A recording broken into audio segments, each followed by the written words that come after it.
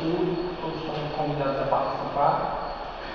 As sextas são as reuniões ordinárias e no terceiro sábado de cada mês nós realizamos a campanha do quilo, que corresponde à doação de cestas básicas para famílias carentes. Quem quiser pode se juntar a nós nessa doação, e quem não puder ou quiser contribuir de outra forma, ali com o cestinho, e cada um pode trazer o que de alimento e a gente vai formando novas cestas. A caridade material também é muito importante. A leitura do livro Pão Nosso, a lição 112, Tabernáculos Eternos, vamos contar na semana aí.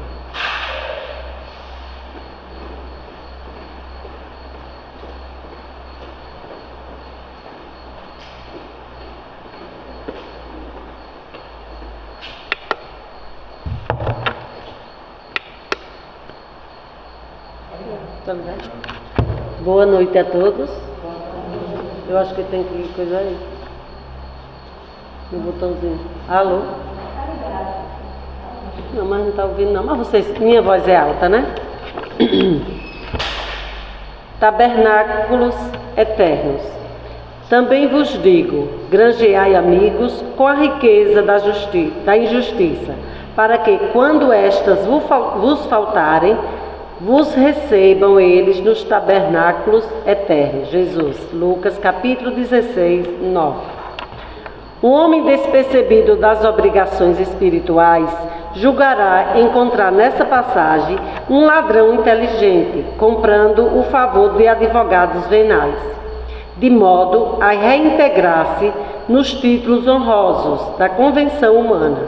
Todavia, quando Jesus fala em amigos, refere-se a irmãos sinceros e devotados, e, quando menciona as riquezas da injustiça, inclui o passado total da criatura, com todas as lições dolorosas que os caracterizavam. Assim também, quando se reporta aos tabernáculos eternos, não os localiza em passos celestiais. O Mestre situou o tabernáculo sagrado no coração do homem, mas que ninguém, o Salvador, identificava-nos a imperfeições e evidenciando imensa piedade. Antes, as deficiências que nos assinalam o Espírito, proferiu as divinas palavras que nos servem ao estudo. Conhecendo-nos os desvios, asseverou, em síntese, que devemos aproveitar os bens transitórios ao alcance das nossas mãos, mobilizando-os na fraternidade legítima, para que, esquecendo os crimes e ódios de outros tempos, nos façamos irmãos abnegados uns aos outros. Valorizemos, desse modo, a nossa permanência nos serviços da terra, na condição de encarnados ou desencarnados, favorecendo por todos os recursos ao nosso dispor a própria melhoria e a elevação de nossos semelhantes, agindo na direção da luz e amando sempre, porquanto, dentro dessas normas de solidariedade sublime, poderemos contar com a dedicação de amigos fiéis, que, na qualidade de discípulos mais dedicados e enobrecidos que nós, nos auxiliarão efetivamente, aconselhando-nos em seus corações, convertidos em tabernáculos do Senhor, ajudando-nos não só a obter novas oportunidades de reajustamento e satisfação, mas também endossando perante Jesus as nossas promessas e aspirações diante da vida superior. Que assim seja. E agora, para a prece inicial, vamos convidar nosso irmão Alberto Jorge.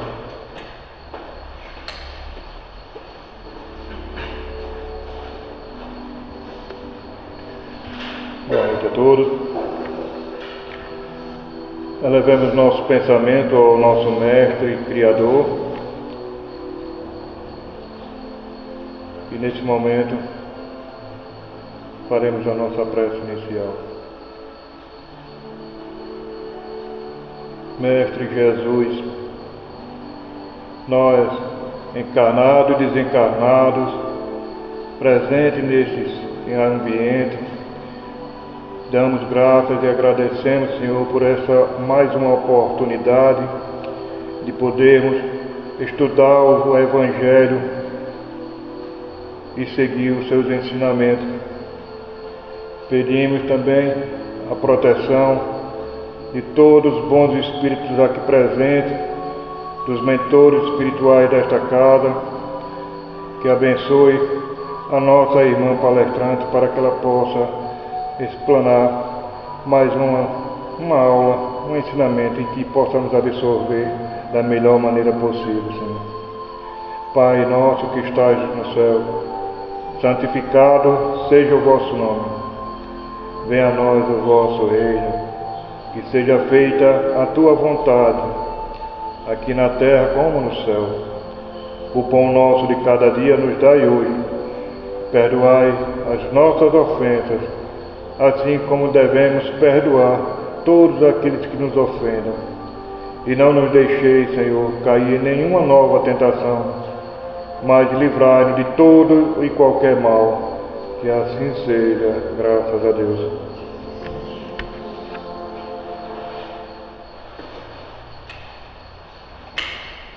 E para a leitura do Evangelho segundo o Espiritismo, capítulo 11, amar ao próximo como a si mesmo, item 13, a fé e a caridade. Vamos combinar nossa irmã Célia.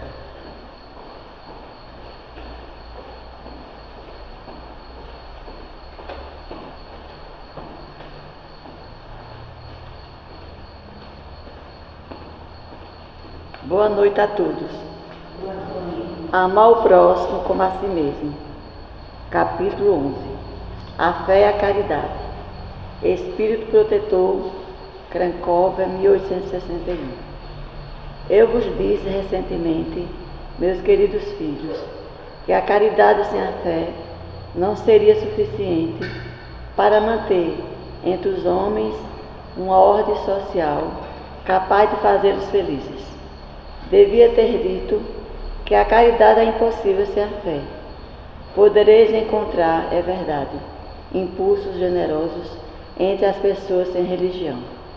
Mas essa caridade austera, que só pode ser exercida pela abnegação, pelo sacrifício constante de todo o interesse egoísta, nada a não ser a fé poderá inspirá-la, porque nada além dela nos faz carregar com coragem e perseverança a cruz desta vida. Sim, meus filhos, é inútil querer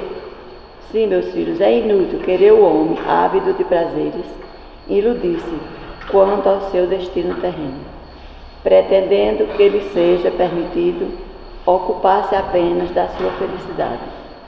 Certo que Deus nos criou para sermos felizes na eternidade, mas a vida terrena deve servir unicamente para o nosso aperfeiçoamento moral, o qual se conquista mais facilmente com a ajuda do corpo e do mundo material, sem contar as vicissitudes comuns da vida.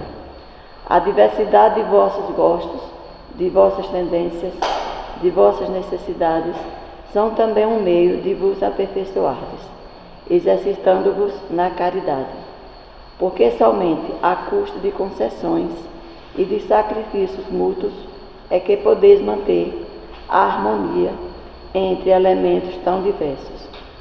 Muita paz e Jesus sempre nos nossos corações.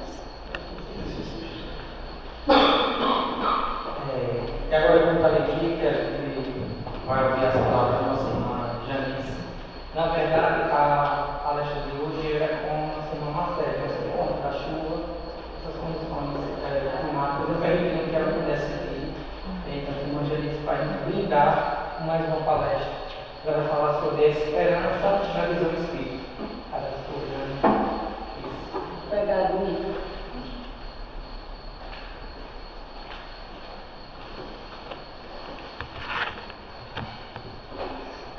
Boa noite a todos. Que possamos neste momento nos permitir ser envolvidos pelas energias do amor, da luz, que emanam neste ambiente preparado pela espiritualidade maior.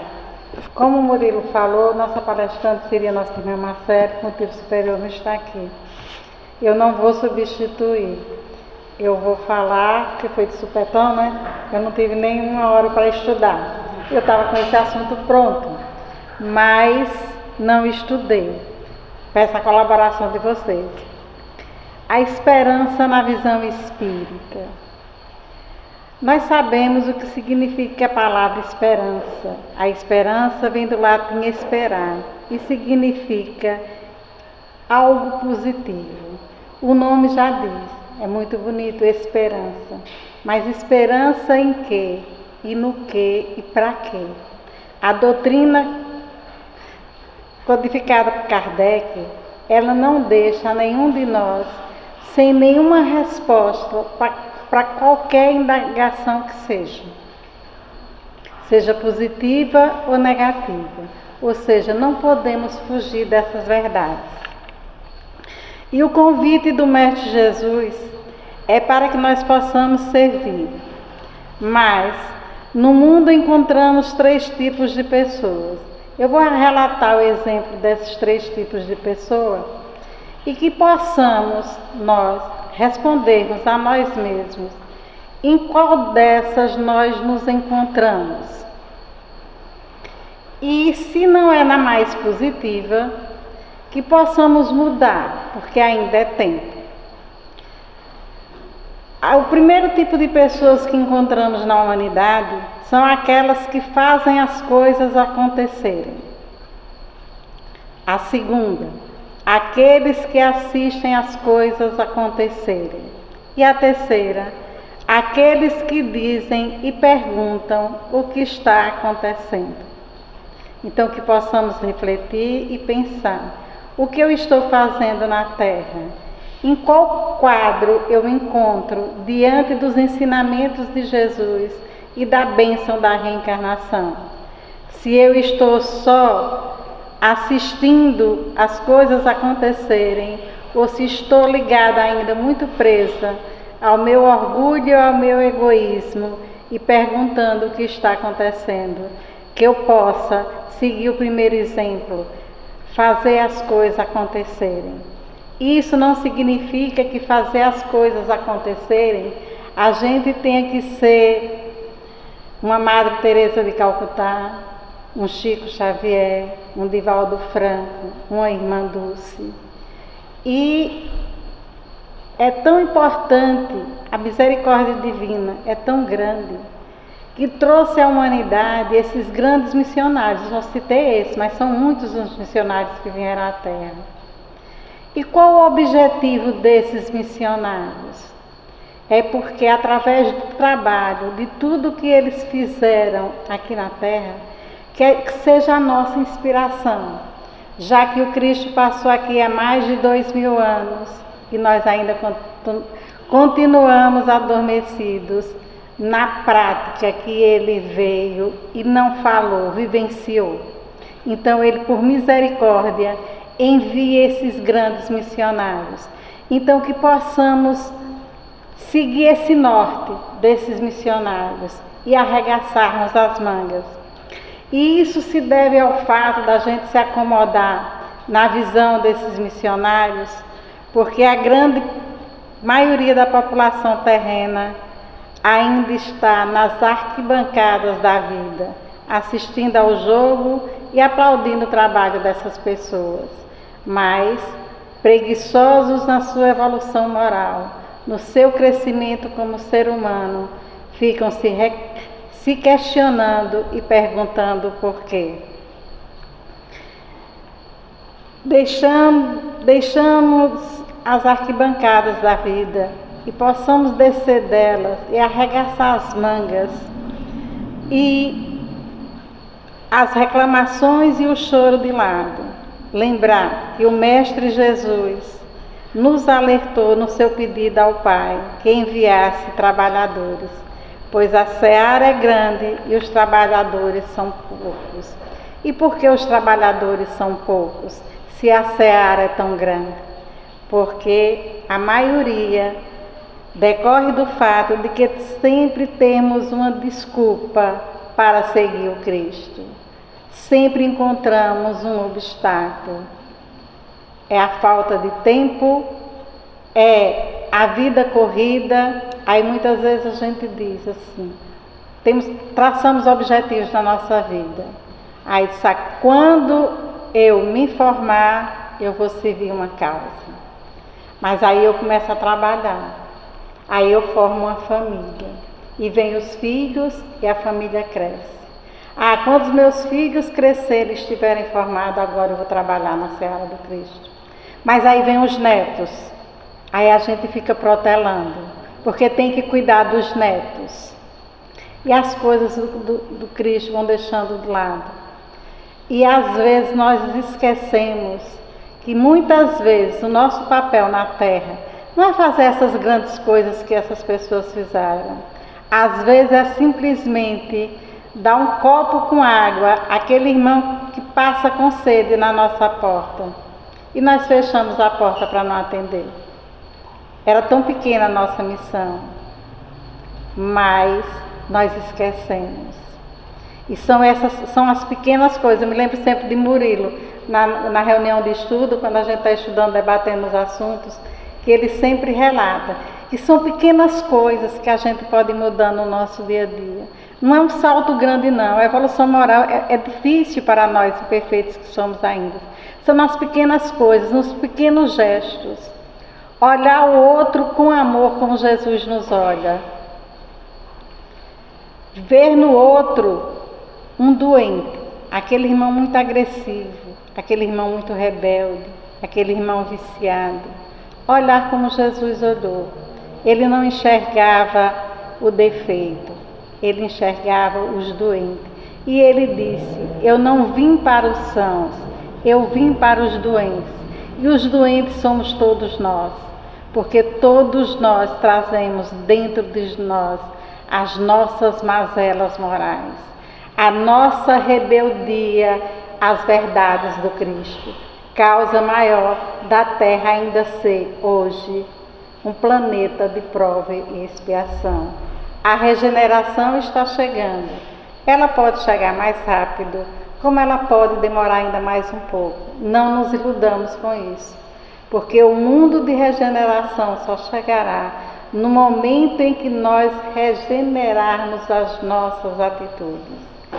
Sem mudança interior, sem mudança moral, né, Marcos? Não haverá o mundo de regeneração. Está nas nossas mãos, com um grande diferencial de outrora, é que o conhecimento a todos nós nos é dado. O que nos falta é a coragem de vencermos a nós mesmos. O apóstolo Paulo, convertido ao cristianismo redivivo, ao contrário da grande maioria de nós, perguntou: Jesus, o que queres que eu faça? Quando a dor chega, por pequena que seja, ao nosso dia a dia, a gente nos questiona o contrário, né? Por que comigo? O que foi que eu fiz a Deus? Esquecido que na Deus nós não fazemos nada. Aí nos lamentamos, mas veja a conversão de Paulo e o exemplo que ele nos deixou. O que passou, passou. Aquele homem até a entrada de Damasco era um. Aquele homem depois da entrada de Damasco foi totalmente outro. E o mais bonito na história de Paulo é o seguinte: ele não perguntou, depois que ele se converteu, ele não se questionou o que ele tinha feito de errado para trás. Os crimes que ele cometeu, por quê? Porque tudo que ele fazia era seguindo a lei de Moisés. Era um homem inteligente, um homem sábio, e achava que era justo. Mas quando ele se converteu ao Cristo, ele só conseguiu fazer esse trabalho porque ele não ficou preso ao remorso, ao ressentimento, às faltas que ele cometeu. Não, agora eu vou seguir o Cristo. E foi difícil a luta dele, porque ele ainda, mesmo convertido, ele ainda trazia dentro de si aquela brutalidade que ele tinha como senador, como a grande autoridade da época. Mas para isso ele foi orientado para quê? Ele passou mais de 3 anos, se eu não me engano, em retiro, estudando, escrevendo as cartas, para que pudesse realmente vivenciar e pregar os ensinamentos do Cristo. É tanto que ao final de sua jornada ele diz: agora o Cristo vive em mim. Que possamos nos espelhar nesses exemplos. Nós espíritas, frequentadores, devemos nos conscientizar que é chegada a hora de partirmos para a ação, cientes de que as nossas palavras, nossos passos serão o Cristo em seu amor imensurável por seus irmãos, em caminhada evolutiva. Ele conta conosco para fazer o trabalho que cabe a nós no meio ao qual estamos inseridos. E às vezes nós reclamamos. Eu me lembro de Divaldo Franco, em uma de suas palestras, quando ele relata que muitas vezes nós reclamamos da família em que nos encontramos, do local em que moramos, do trabalho que nós temos. Mas ele diz que nós não temos a família que sonhamos, mas temos a família que necessitamos para crescermos como espíritos imortais que nós somos. Ninguém, como Chico diz, a reencarnação não erra de endereço. Nenhum de nós está no lugar errado. Estamos inseridos, como diz aqui, no local certo para que possamos crescer. Crescer ou estacionar vai depender de nós. A escolha é sempre nossa. Mas como espíritas, sabemos que a cobrança será maior, porque Jesus disse: a quem muito foi dado, mas será cobrado. Dizem que Alberto Almeida, no seminário, ele disse que quando houver o desencarne dos nossos, e ele disse aí, não vai nenhuma crítica, nenhuma religião, dos nossos irmãos evangélicos, quando eles se defrontarem lá com a consciência, terem que enfrentarem a si mesmo, como é que ele vai dizer ao mentor? A minha religião não me ensinou que era assim. Nossos irmãos católicos também. Mas nós espíritos não podemos dizer isso, porque o espiritismo é a terceira revelação, é a doutrina da razão, do raciocínio lógico, que nos mostra que nós não somos inocentes de nada e nem vítimas de ninguém, nem do destino. Somos vítimas de nós mesmos, vítimas da nossa rebeldia, da nossa falta de procurar fé, a força e a coragem de vivenciarmos os ensinamentos do Cristo. Então, nossos filhos são os melhores que nós temos, nossos maridos, nossas esposas. É aquela que a gente precisa para caminhar ao nosso lado. Não cresceremos moralmente se não tivermos essas diversidades de pessoas no nosso dia a dia. Como vamos aprender a amar se tudo nos sorrir? Como vamos aprender a ter paciência se somos rodeados de pessoas pacientes? Eu só sei que eu sou paciente quando eu tenho que conviver com pessoas impacientes. Eu só sei que eu sou compreensiva quando eu tenho que conviver com uma pessoa altamente incompreensível. Daquela que você diz assim: olha, isso aqui é um papel. Ele diz: não, isso aqui é uma pedra. E vocês, mas rapaz, olha direitinho, é um papel. Não, é uma pedra.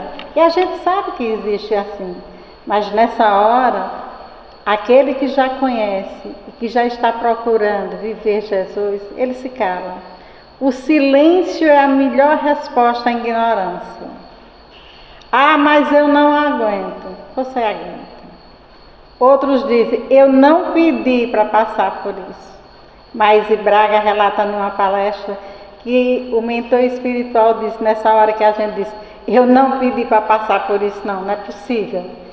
Ele disse que o nosso mentor espiritual olha para nós e dá risada: meu irmão, você não pediu não, você implorou para que a gente lhe desse essa oportunidade, que hoje você reclama tanto, para passar por tudo isso.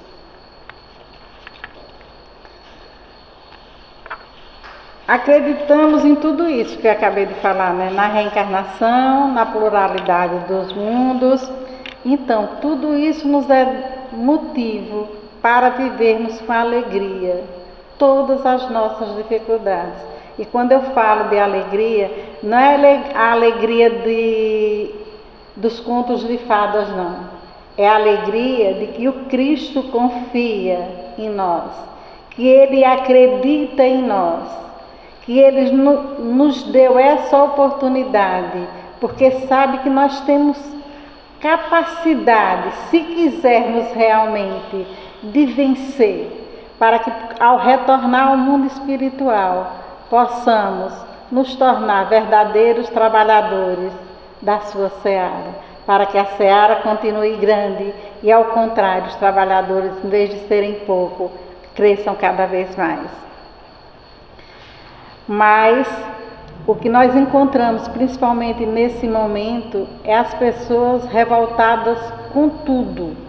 Tudo é motivo de reclamação, de tristeza, de dizer que Deus não existe, mas na realidade as nossas dores, as nossas angústias, os nossos desafios são as bênçãos para o nosso crescimento espiritual, quando nós realmente compreendemos que toda dor, toda adversidade é bênção e não problema, nós vamos passar por elas com mais facilidade. As dores nos chegam, mas o sofrimento é muito menor. E devemos ter a consciência de que as graças nos concedidas todos os dias são muito maiores do que as adversidades que nos chegam. O que impede a gente de enxergar é justamente os dois males da humanidade, o orgulho e o egoísmo. E outras vezes nós perdemos a esperança, porque nós colocamos a nossa esperança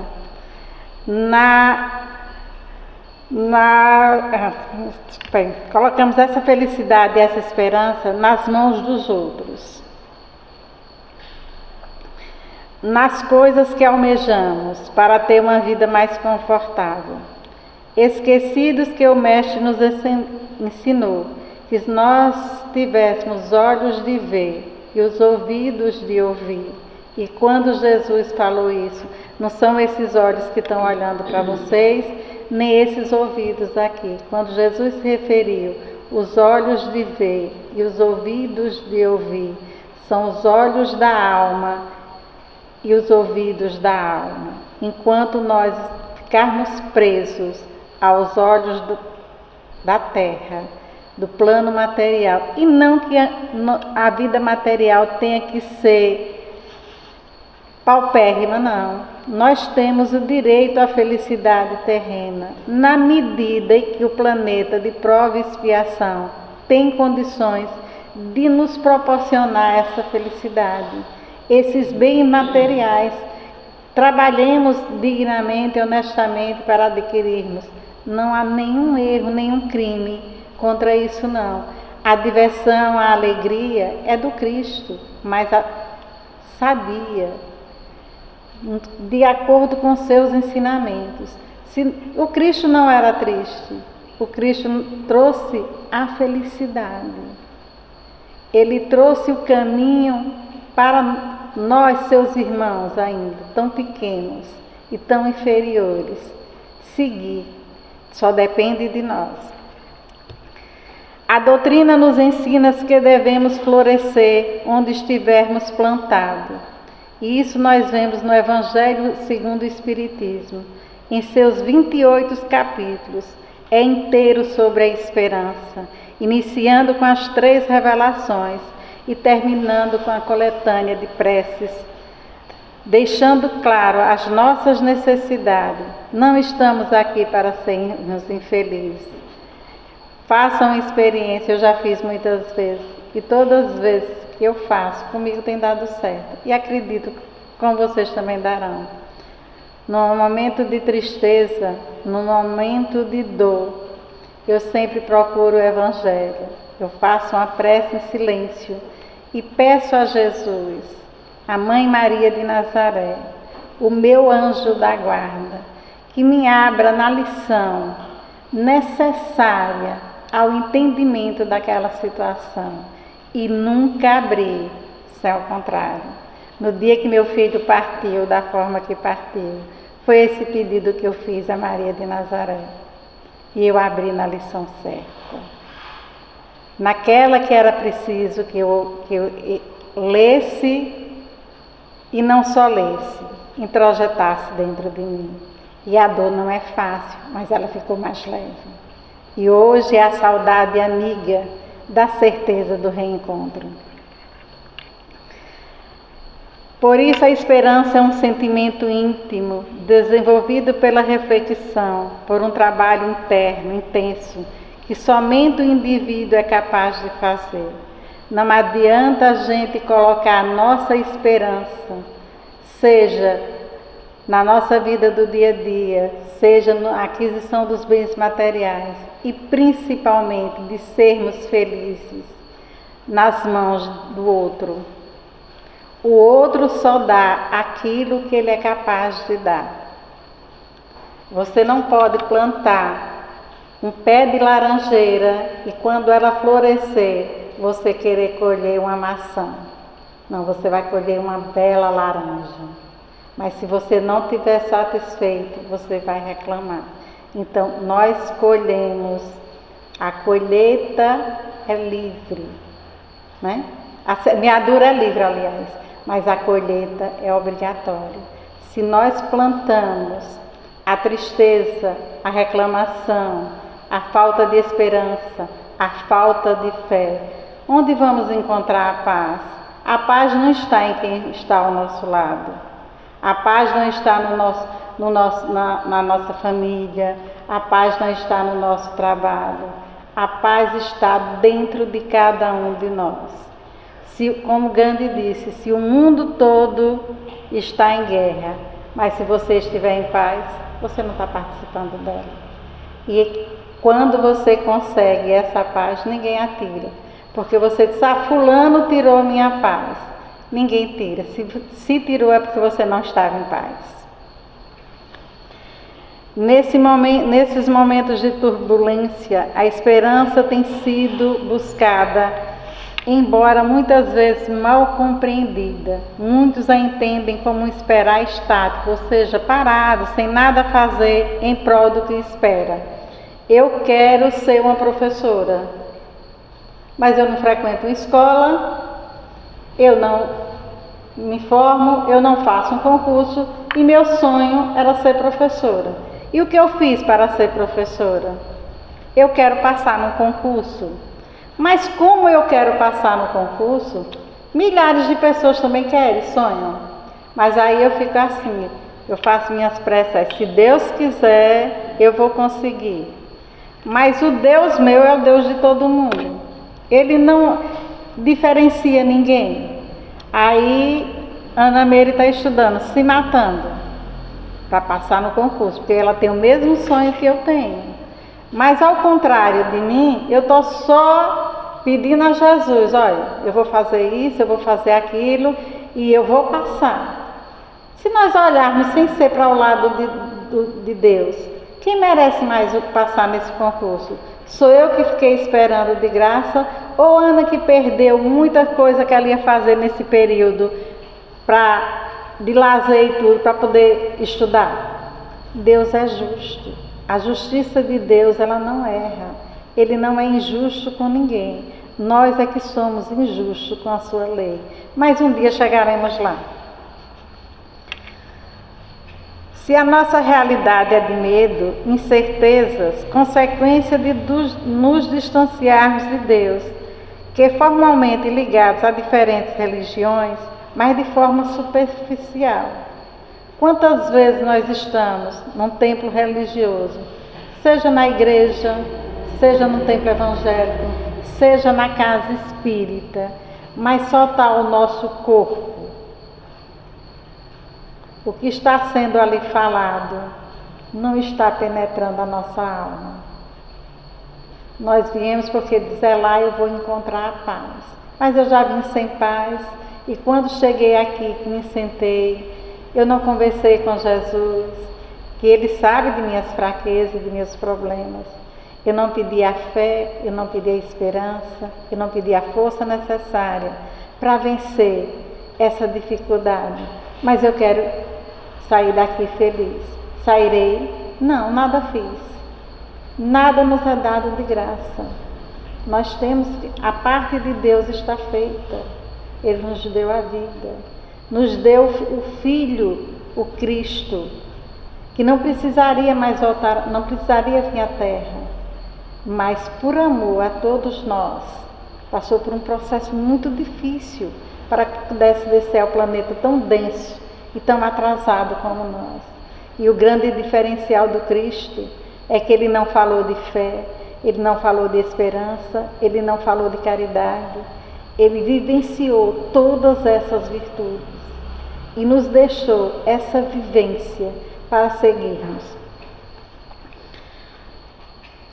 O foco da mente e coração no bem, com a devida ação nas faixas da alegria, é que vai proporcionar resistências aos medos, ao desespero e no suprimento dos bons fluidos ao ambiente em redor. Se nós não queremos passar por tanto tormento, por tanta coisa, e isso é motivo de depressão, de ansiedade, de tudo, é porque nós colocamos importância demais em coisas que não têm tanto valor nenhum. Colocamos numa bolinha pequena, nós conseguimos transformar ela numa bola daquelas bem grandes. E o problema é a bolinha bem pequenininha que a gente teria que resolver.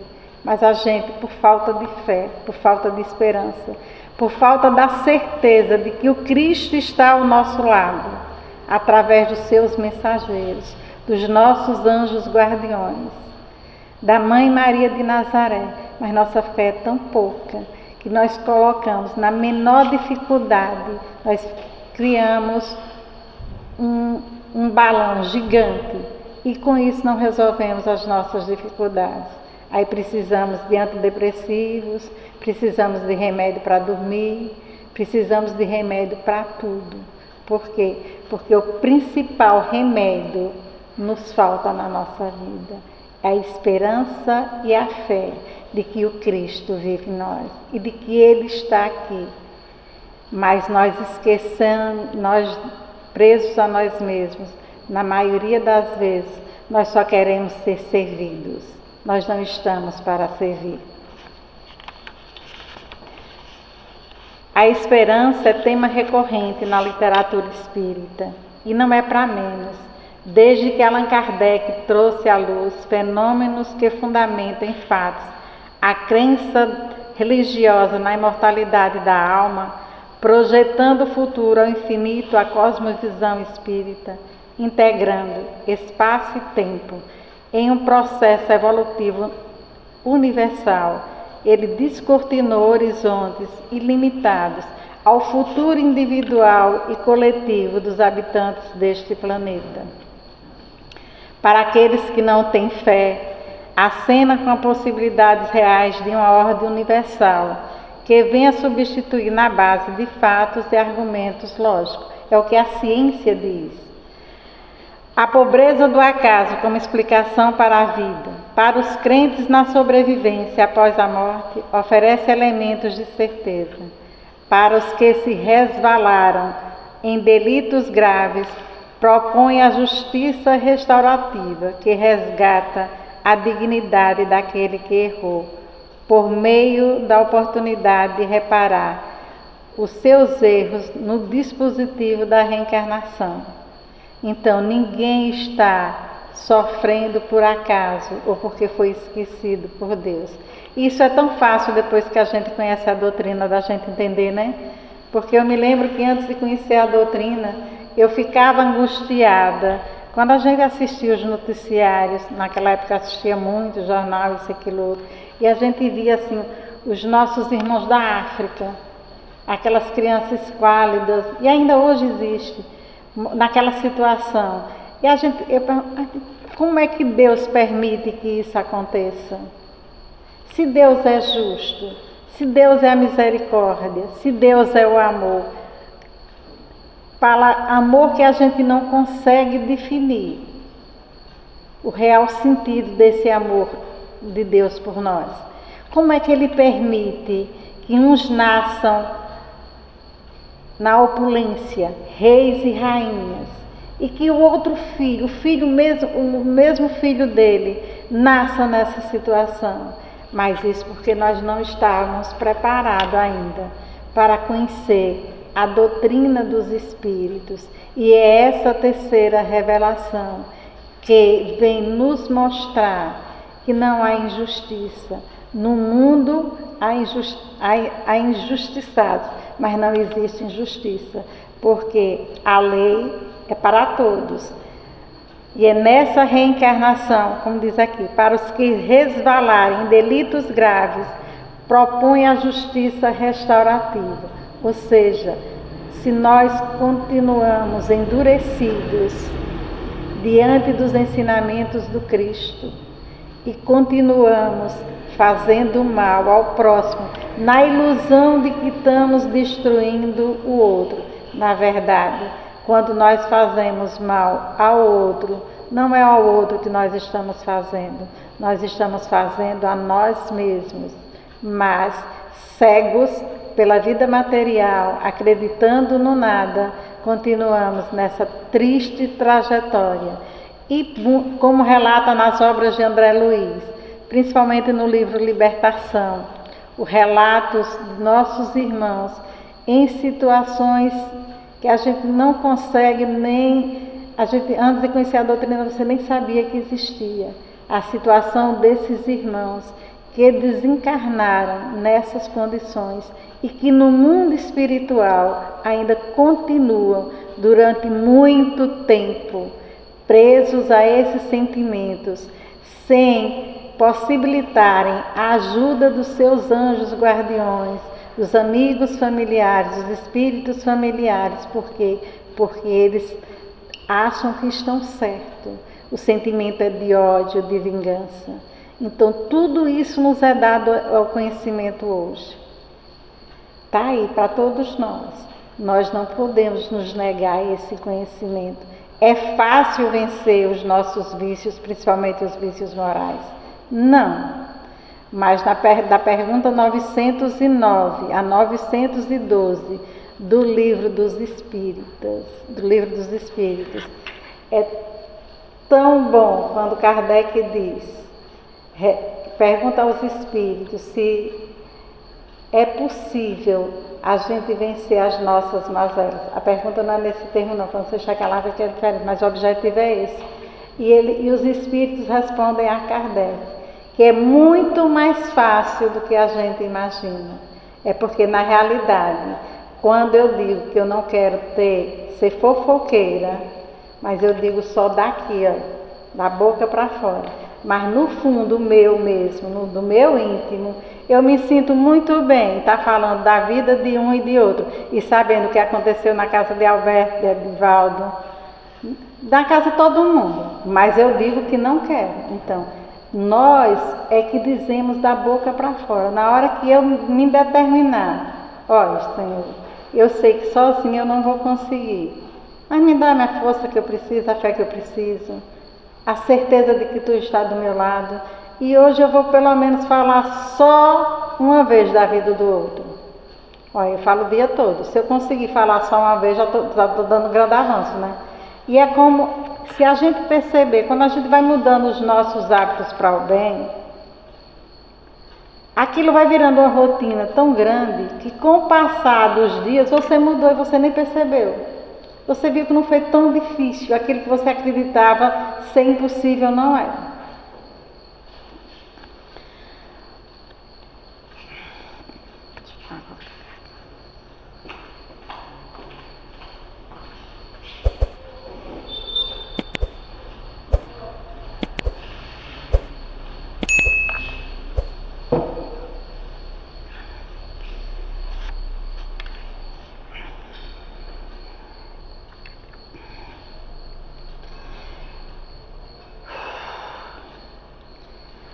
A reencarnação dá a oportunidade da gente reparar todos os nossos erros, nos dá a esperança, a certeza de que podemos vencer todas as nossas dificuldades, todas elas, principalmente aquelas mais pueris. E é importante que a gente se alerte para o seguinte: muitos de nós espíritas, quando temos dificuldade de vencer alguma coisa,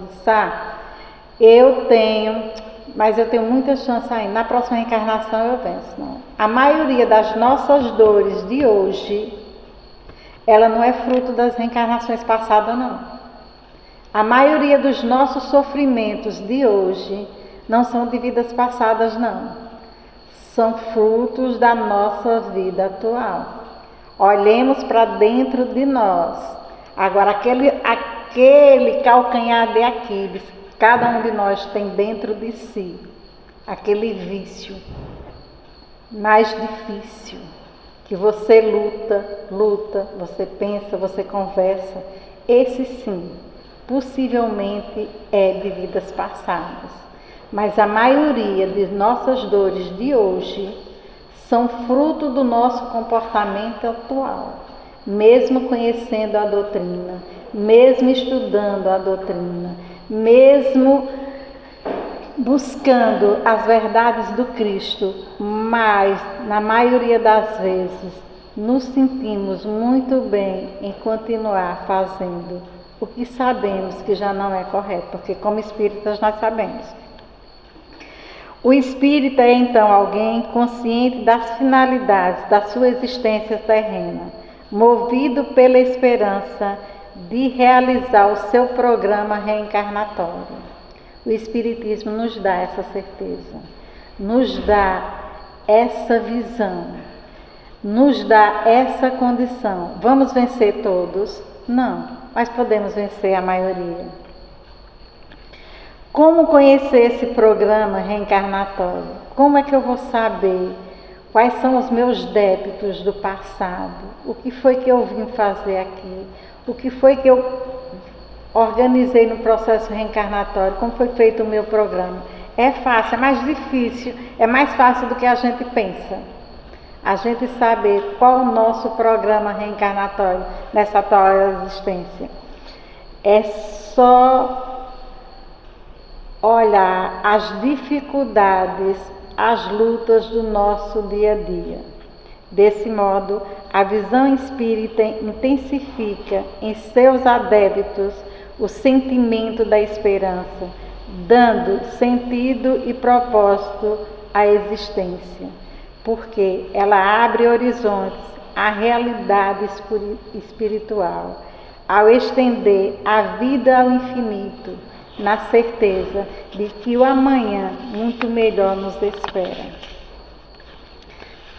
Ela relativiza a importância das vicissitudes, dá significado ao sofrimento e multiplica as possibilidades de êxito e realização. Só que o espírita, sintonizado com as realidades espirituais, cultiva algumas esperanças, não muito comum. A esperança de crescer se projeta no plano de evolução pessoal e estimula o esforço de autoeducação dos sentimentos para se tornar alguém melhor. Então, nós devemos ser muito gratos a essa oportunidade que nos foi dada de conhecer essa doutrina da razão. Não importa a época que eu conheci, não importa se foi na minha idade madura ou se foi na minha adolescência, tenhamos a certeza de que ela chegou no momento certo. Agora, o que nós vamos fazer desse conhecimento, dessa oportunidade que nos foi dada, depende de nós, não é do outro. Não importa se quem está ao nosso lado não acredita. Devemos respeitar a individualidade de cada um. Devemos amar o nosso irmão que está ao nosso lado, principalmente o próximo mais próximo, que é a nossa família, do jeito que ele é. Ele só tem condições daquilo. Ele só está pronto para aquilo. E nós estamos fazendo o quê? Do que estamos buscando. Se nós queremos que o outro mude, sejamos o exemplo. Não é falando, não é eu dizendo a Fernanda que ela tem que fazer isso e aquilo, que Fernanda vai mudar. Ela pode mudar com o exemplo. Porque se você lança a semente e não fica na nossa mente, quando alguém nos diz alguma coisa boa, ou mesmo que seja negativa, não fica na nossa mente, principalmente se for boa. Quer dizer, foi a semente que foi plantada. Mas se essa semente foi plantada e Fernando disse: ei rapaz, essa coisa é boa mesmo, eu vou buscar para mim, eu vou procurar ter uma vida mais tranquila, assim eu vou viver mais. Isso é bom. A semente foi lançada, a doutrina chegou. O que vamos nós fazermos desses conhecimentos só depende de nós. Mas é como Raul diz, o Espiritismo é maravilhoso. Nós espíritas nem tanto, mas estamos no caminho. A esperança de crescer se projeta no plano da evolução. O ideal e a coragem se fortalecem com a esperança, mesmo quando tudo parece que vai se perder. Quem a mantém em si não desanima, nem se sente abandonado quando as circunstâncias convidam ao testemunho e à solidão. O homem justo, nas horas de amargura, lembra-se de Jesus e agradece os sofrimentos, porque com ele a vida e esperança permanente e de bom ânimo com vistas à redenção. Que possamos nós, cada um de nós, buscar nesse exemplo do homem justo, do homem consciente, do amparo, da luz, do Mestre Jesus ao nosso lado, para vencermos as nossas vicissitudes do dia a dia, as nossas dores, com mais serenidade, com mais sabedoria, com mais equilíbrio. A esperança real não se angustia com o futuro, mas vive com a alegria de quem sabe que há um Pai Criador que ama infinitamente seus filhos e que a sua vontade é que ocorra sempre o melhor para o aprendizado e a felicidade de suas criaturas. Até que nossa luz brilhe por si mesma, podemos cultivar a esperança solidária, o desejo de compartilhar as noções espíritas cristãs, para que o próximo também se beneficie da claridade que nos felicita. Se temos a oportunidade de levarmos através da nossa palavra, através do nosso ato, por mais simples que seja.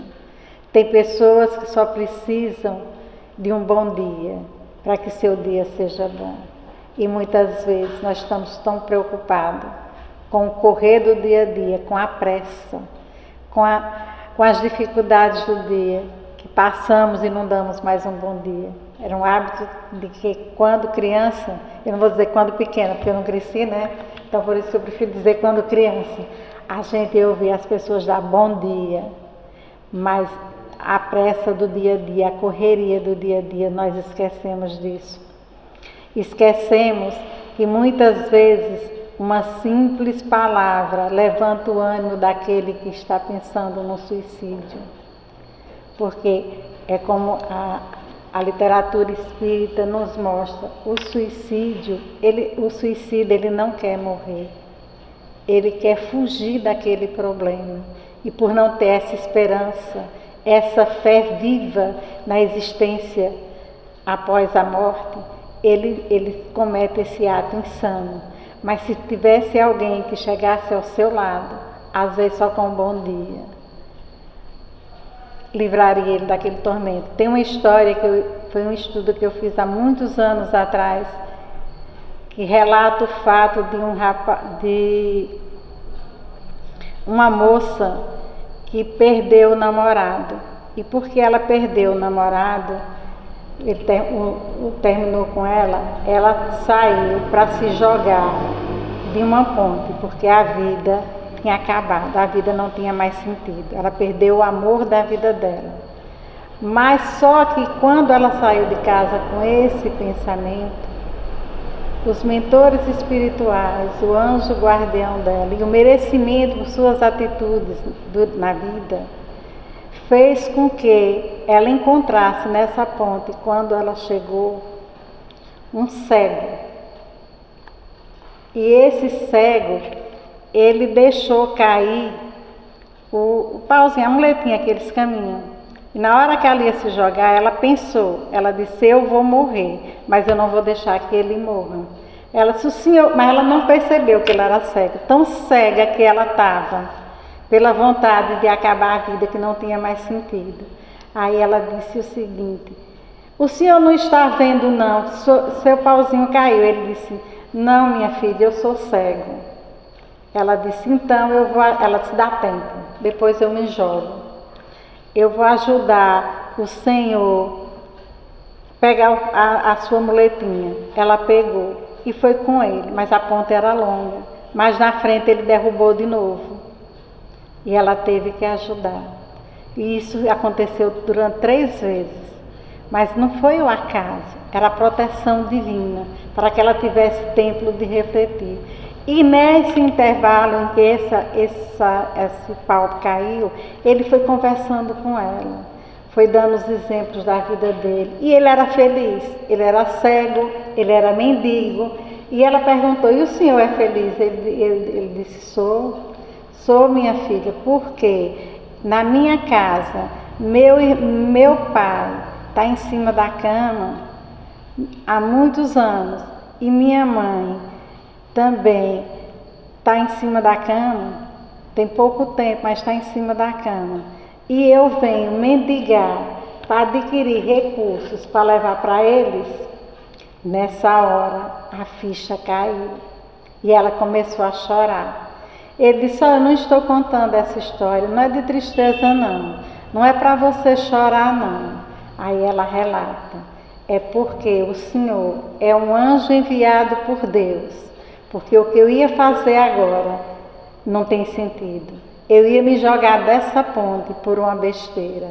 Obrigado, eu sei que o Senhor é um mensageiro do Senhor. Olhe como a esperança faz parte da vida da gente. Quando nós fazemos por merecer, a ajuda sempre vem. Que não percamos a esperança, mesmo se estamos passando por um momento difícil, seja no ambiente familiar, seja no ambiente financeiro.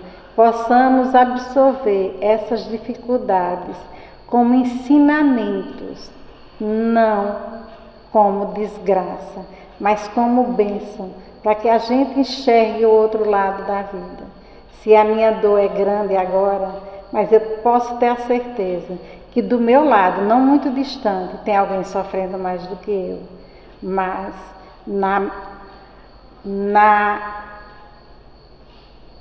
vaidade e no egoísmo que ainda nós nutrimos dentro de nós nos desesperamos por nada, por muito pouco, sem olhar aqueles que têm dores e angústias muito maiores do que a nossa, e que se você for sair conversar com essas pessoas, elas lhe dão uma lição de vida. São pessoas que estão com CA, que não é um sofrimento fácil, mas que diz: eu vou vencer, porque Deus está comigo. São pessoas que não têm o que comer, que depende que alguém chegue e lhe dê um pão, mas se Deus quiser, isso vai passar. E como dizia Chico Xavier, tudo passa. Que possamos nós manter a esperança, a fé e a caridade. São 3 irmãs que andam juntas. Fé, esperança e caridade dentro de cada um de nós. Obrigada pela paciência de me ouvir, viu? Porque eu não estudei não.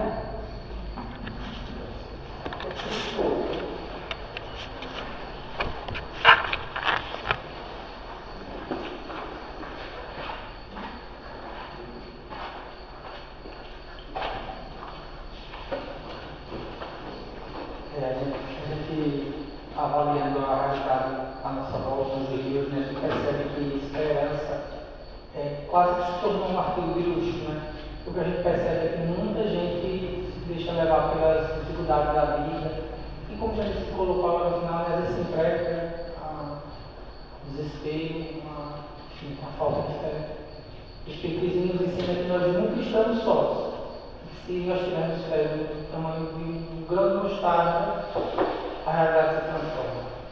Então, que nós desenvolvamos em nosso íntimo essa esperança, essa vontade de se melhorar, tendo essa certeza de que nós estamos sempre preparados por aqueles espíritos guardiões que nos protegem. Maravilhosa palestra deles, Deus abençoe. A gente vai proceder ao passo. Quem tiver interesse pode depois fazer uma fila aqui e a gente vai fazer o passo. E para a prece final, como costume, do palestrante.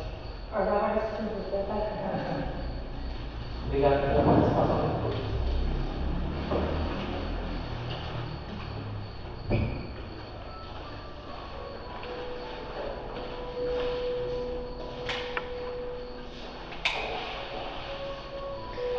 Gratidão, Senhor, por mais esta oportunidade que nos foi dada na noite de hoje, de aqui nos encontrarmos neste ponto de luz, nessa escola de almas.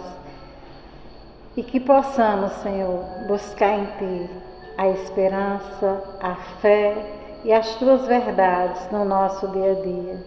Que o Teu amparo e o Teu amor chegue a todos os recantos deste planeta, onde existe um irmão em sofrimento.